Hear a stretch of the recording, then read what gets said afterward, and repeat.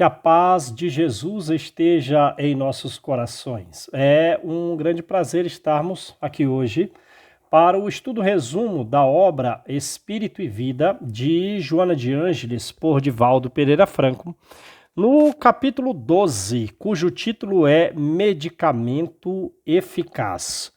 Joana comenta a respeito da primeira parte do livro dos Médiuns, o capítulo 2, item 13.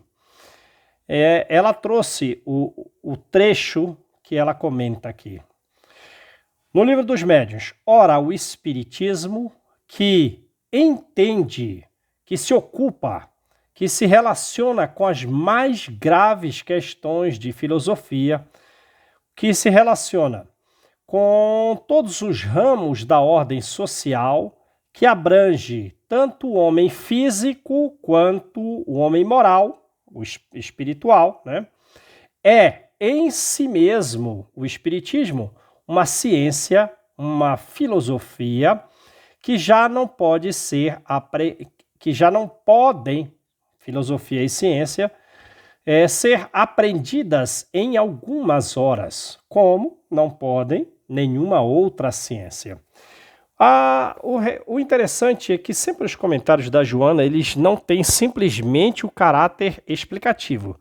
Ela amplia o tema, ela vai além, ela busca outras finalidades mais profundas para darmos aos conhecimentos espíritas uma finalidade útil à nossa vida.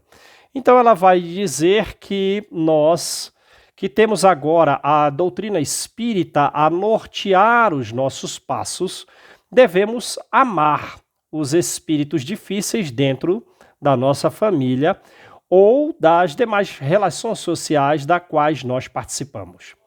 Diz ela que os obsessores, às vezes vingativos, quando eles reencarnam, eles não é pela reencarnação que modificam o seu caráter. Assim, dessa forma, em todos os lugares e também conosco, impulsionados esses obsessores pela lei do renascimento, renascem junto a nós. E eles que eram vítimas passadas agora estão na posição de cobradores. E às vezes cobradores pertinazes, né? Que sombreiam o nosso sorriso, que amargam as nossas horas e que avinagram os nossos planejamentos e os nossos sonhos.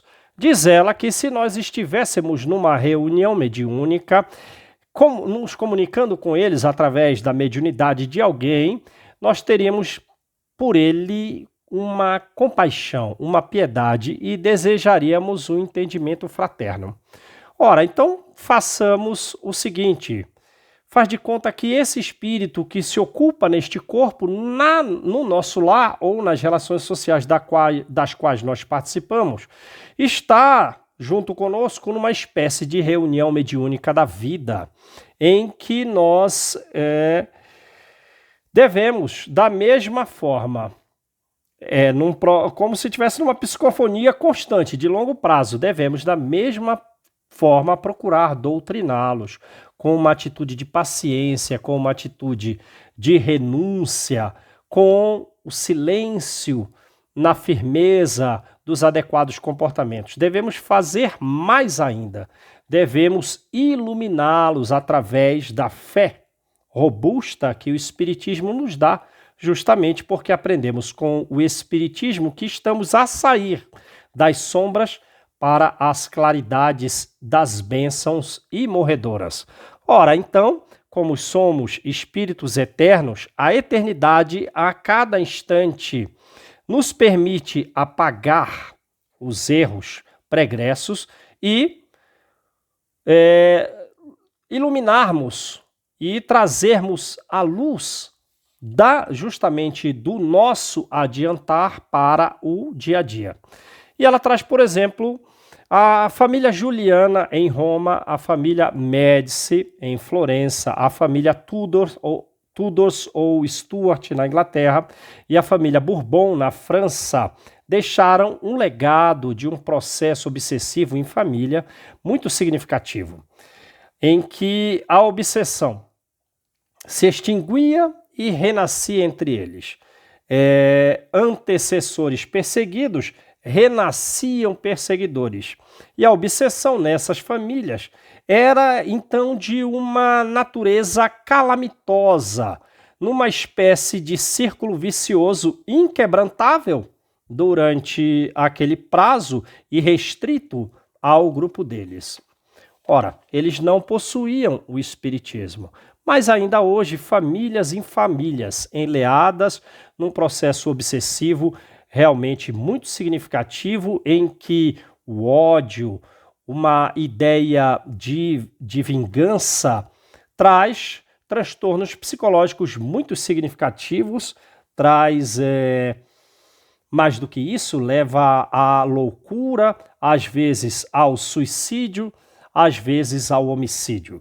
Simplesmente porque eles não dispõem, essas famílias atuais não dispõem do espiritismo, que é capaz de lançar a verdade e o amor nas sombras das nossas consciências. Mas nós temos o espiritismo, sabemos que ele é o cristianismo redivivo. Dessa forma, o livro dos espíritos, o livro dos médiuns, eles contêm os remédios para todos os males da alma e do corpo. Sim, do corpo também, porque os males do corpo são consequências dos males do espírito. E, de uma maneira geral, o livro espírita, que nos liberta da nossa ignorância, ele é o amigo incondicional da nossa lucidez, porque ele oferta-nos tudo aquilo que é necessário para que vençamos as provas atuais.